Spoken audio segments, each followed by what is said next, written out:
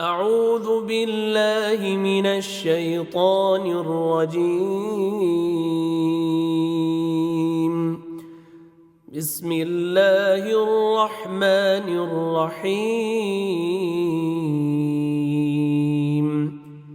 تبارك الذي نزل الفرقان على عبده ليكون للعالمين نذيراً